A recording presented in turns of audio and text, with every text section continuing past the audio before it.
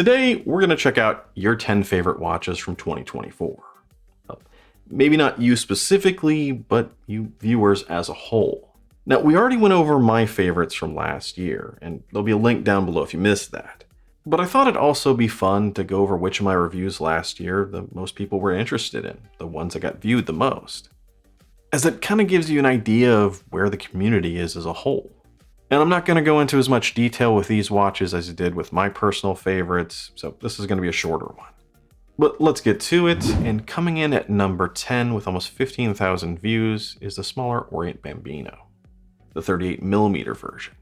And this probably isn't surprising, as it's just hard to go wrong with a Bambino, as they've been one of the best affordable watches around for a while now, since I started the channel. And it's the perfect dress watch if you're on a budget. And now Orient's finally introduced them in a slightly smaller package. Same great case, same gorgeous dials, same okay crystal, and same crappy strap. Pretty much everything you'd expect from a Bambino. And it's also great to see that they're expanding out that 38mm line with newer versions. And here we have a small seconds version. This is one I just happened to get in last month, and I'll review of it coming out soon. Coming in at number 8 with just over 17,000 views is the Watch Dives 1960S-1. A compact, very budget-friendly Tudor Prince homage. In fact, that 36mm size and that this is priced under $70 is probably the whole reason this review did so well. You don't see an homage like this every day, and it's hard to go wrong with a budget-friendly, go anywhere, do anything kind of watch. And this particular one has 100 meters of water resistance and that sort of sweeping mecha quartz movement, as well as a crisp, clean, easy to read white dial. So it's easy to see why people would be interested in this one. Now, for number 8, we're going from one of the cheapest watches I reviewed last year to one of the most expensive watches I reviewed last year. And that's with the Monta Oceanking version 3, which has just over 19,000 views. This was Monta's big release for last year, a new version of their classic diver. And in true Monta fashion, it's exquisitely well made. One that's basically their version of a mill sub, one done right. One with amazing fit and finish, a gorgeous dial, wonderful bracelet. I mean, if you're looking for a sub alternative, one without Mercedes hands, this would be a great choice. Now, it's still expensive with an MSRP around $2,500, but that's still a fraction of a similar sub or Tudor. But at the same time, that's kind of the rub with this one, that it may be a little too similar to a sub. And that for the price, it should be a little bit more original, which the previous two versions of the Oceanking were. Now, for the sake of time, I'm not going to get into it too much, as this is kind of a big debate, and something I do go over in more detail in the review. As well as kind of point out that there's a little bit of hypocrisy when we talk about this kind of stuff. But regardless, if you can afford it, if you like it, it's still an awesome watch. Coming in at number 7 with a little over 23,000 views is the Wise AD15. Also known as the one with that 24 karat gold filled dial. And this was my 10th favorite watch of the year in my own video. This is one Wise created to celebrate their anniversary. And it's a pretty unusual piece. It's easy to see why more people would be interested and want to know more about this one. It's a little bit Rolex with that 904L steel case, and a little bit Grand Seiko with a pretty unusual, interesting dial design. And it's all Wise with that gorgeous gold application.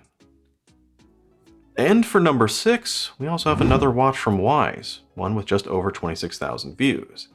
And that's the Wise ADX True GMT, which was also one of my favorites.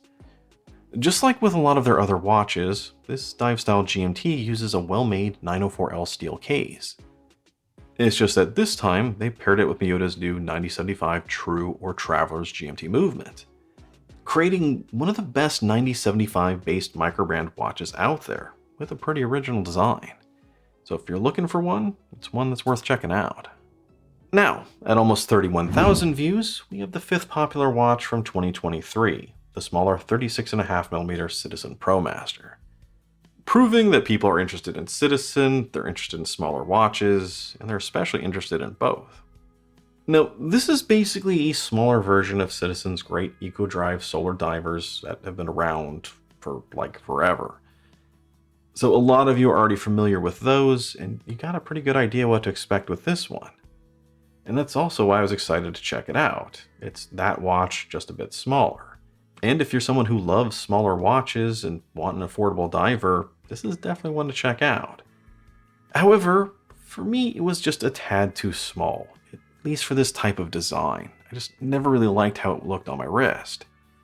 And in the end, I actually wound up preferring the 38mm solar diver that Seiko also came out with last year, which is another great affordable diver.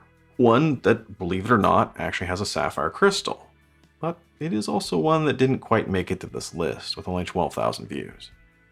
Next, coming in at number 4 with almost 37,000 views, is the Orient Kamasu Solar Chronograph. This is a review I did at the very beginning of last year, and honestly, I kind of forgot about it until I wound up looking at the videos I made last year. But it's one I really shouldn't have forgotten about, because it is a great release from Orient.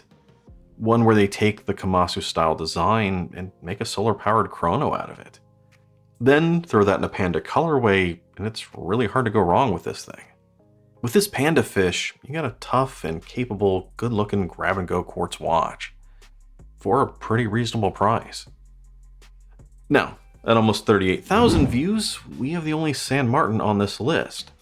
So coming in at number 3 is the SN0138-G, which is San Martin's 37mm BB54 homage. So again, people are interested in smaller watches.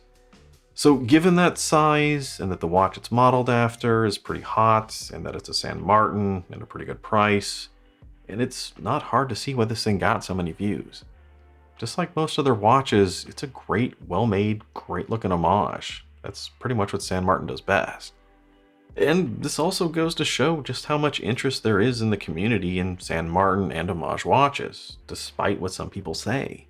Because every once in a while, I'll get a comment from someone saying that the entire community is just sick of these AliExpress watches and we need to kind of move on from them. But the thing is, these videos usually outperform most of the micro brands I look at, for better or worse. Now, personally, I think most micro-brand watches out there are far more interesting, and that's really what I'd prefer to look and talk about. Yet, it seems like the majority of watch collectors out there don't seem to agree, or if they do, they're not showing up. Now, coming in at number 2 with almost 43,500 views is the Chrono Chicken, aka the Citizen Chronomaster AQ4091-56E. Which is also my favorite watch from last year, and probably my most worn watch as well. It's one with almost a luxury level of fit and finish, as well as an unusual washi paper dial and a high accuracy solar quartz movement. Love this one, I honestly can't say enough good things about it. It's one of, if not the best watch I've ever bought, and especially for being a watch. So just go watch the review again, or go see if you can find a deal on one. Now, without further ado, the top watch from last year, 2024, in terms of views, was the Seiko 5 Field GMT, with just over 80,000 views, and this is the SSK023 model. And when you look at this thing, it's not hard to see why people would be interested in it. This is basically an affordable Seiko Explorer 2. When this is around, why buy an homage? And for me, the only thing that was surprising was just how long it took Seiko to come out with this one after they introduced the NH34 movement. I mean, it should have been a no-brainer. Take their beloved Seiko 5 Field watch and just GMTify it. And that's basically what they did here, and seems to be doing well for them. And with that, 2024 is done. It's officially in the rearview mirror. Now we're now going to move ahead with 2025, and I got a lot of great watches coming up. In fact, I'm looking at like 6 or 7 of them right here that I recently got. So let me know down below what you thought of these watches that I just talked about, as well as what was your favorite review of this year. And as always, you guys know what to do down below. Like, comment, subscribe, all that stuff. I'm Shane, this is Relative Time, and I'll see you next time.